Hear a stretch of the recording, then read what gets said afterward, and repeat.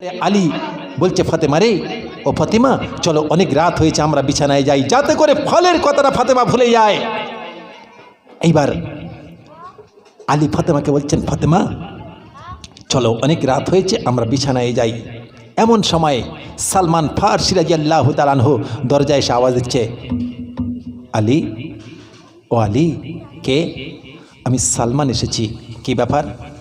আল্লাহ রসুল আমাকে একটি আনারের ঝুড়ি নিয়ে বলছে আলীর বাড়িতে পৌঁছে দাও। আলী একটু দরজাটি খুলে দাও। আলী দরজাটি খুললেন, বাইরে আসলেন, বলছে সালমান কি ব্যাপার? বলছে আল্লাহ রসুল আমাকে একখানি আনারের ঝুড়ি দিয়েছে, বলছে আলীর বাড়িতে পৌঁছে দাও।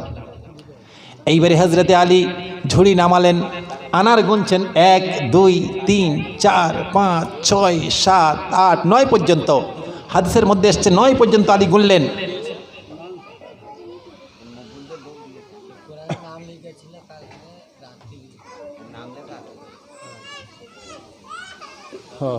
কি নাম?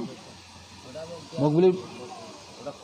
আয় আল্লাহ, আমার সোনার টুকরো বোন 300 টাকা দান করে গেল, এর দানকে আপনি কবুল করে নেবেন। এই দানের ওসিলা করে আমার সোনার টুকরো বোনের মনের তামান্নাকে আপনি পুরা করে দেবেন। আল্লাহ টাকার অভাব দেবেন না, আঁচল কোনোদিন খালি করে দেবেন না। আমার সোনার টুকরো বোন যতদিন দুনিয়ার বুকে বেঁচে থাকবে কোনোদিন বেউজ্জতি করবেন না। বল আল্লাহুম্মা আমিন। আচ্ছা, এই মসজিদের আন্ডারে 200 মতো ঘর আছে তো হুজুর?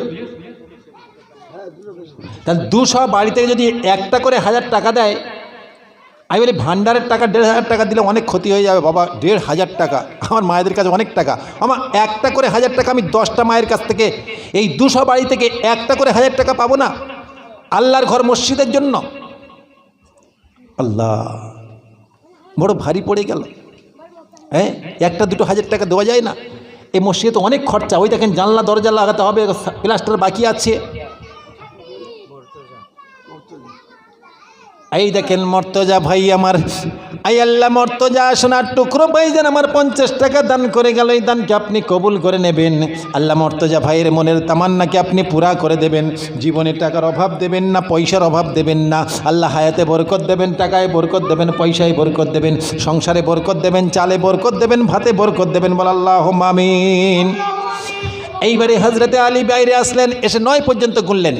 9 পর্যন্ত গোনার পরে বলছে সালমান তুমি কেন আমার সঙ্গে বেয়াদবি করছো? আমি তো একটি আনার দান করেছি, দিতে হয়তো আমার আল্লাহ 10 দেবে, এতে তো 9টা আছে, এটা আমার হতে পারে না, তুমি অন্য কারোর বাড়ি নিয়ে চলে যাও। বলছে আলী তোমার ঈমান পরীক্ষা করার জন্য আমি একটি আনার লুকিয়ে রেখেছিলাম আমার চাদরের মধ্যে, তুমি একটি আনার দান করেছো, আল্লাহ তোমার